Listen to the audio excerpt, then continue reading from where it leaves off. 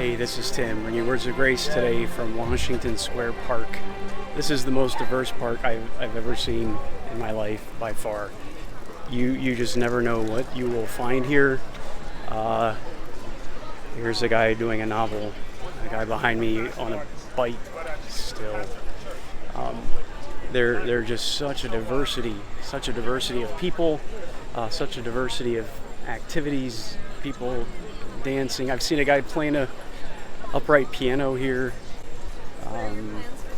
Usually see folks sharing the gospel, Buddhist monks. You just never know what you're going to see. And what's interesting about that is that folks get along.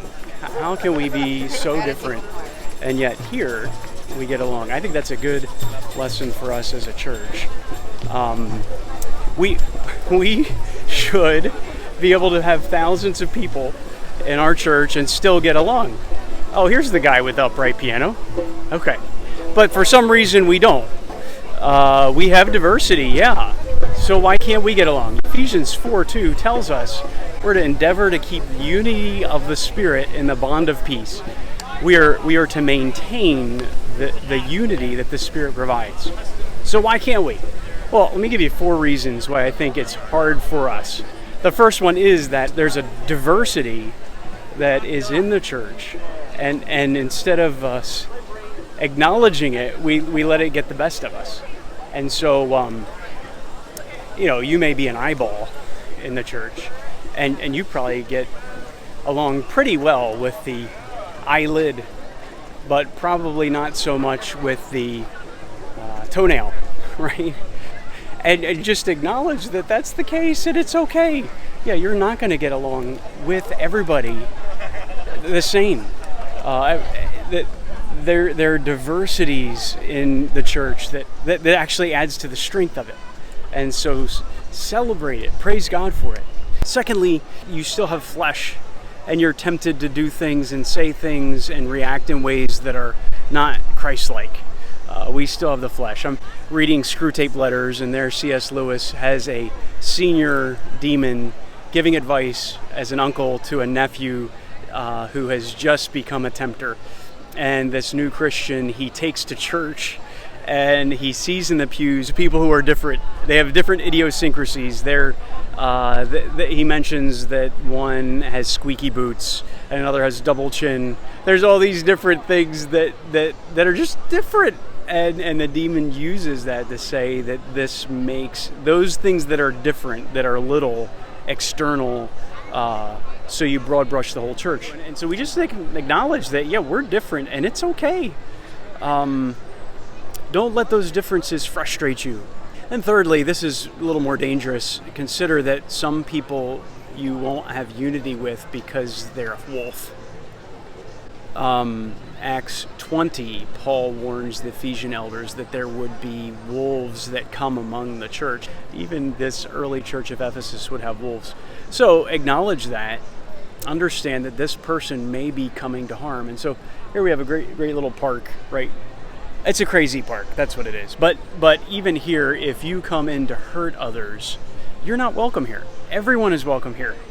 It is the craziest welcoming place in all the world. But you know what? If you hurt others, you're not going to be welcome here. And people understand that. And it's the same in the church. You're welcome in the church as you embrace Jesus.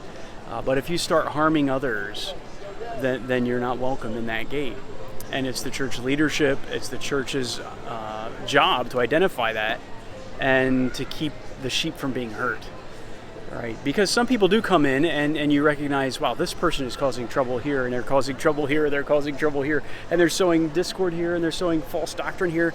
Well, if they're doing that, they're a wolf, and they shouldn't be in the church. Number 4, consider also yourself. All right, so now we get a little closer to home. You might be the problem. As you come to church, are you coming to be served, or are you coming to serve? The Ephesians 4, that's what it's talking about. He says, walk worthy of the calling with which you have been called, with humility. So there's this humility that prefers others to yourself, that endeavors to keep the unity of the Spirit. So as we're filled with the Spirit, we're filled with humility, we are able to serve others rather than serving ourselves when we come to church. So when we come to church, we don't think, nobody talked to me. Oh, nobody scratched my back. Oh, nobody helped me. We don't even think that as a servant. We think I am coming to church to glorify God through serving others, through humbling myself to wash the toes, even if I'm an eyeball, to the glory of God. You might be the problem, okay? And if you see that, you'll recognize that you can enjoy the diversity that is in the church just as these folks here enjoy such an amazing diversity in this crazy little park called Washington Square Park in New York City, and get along to a certain extent. I'm sure every day there's scuffles here, but it's amazing how close folks can be without hurting one another. All right, God bless you. We'll see you next time.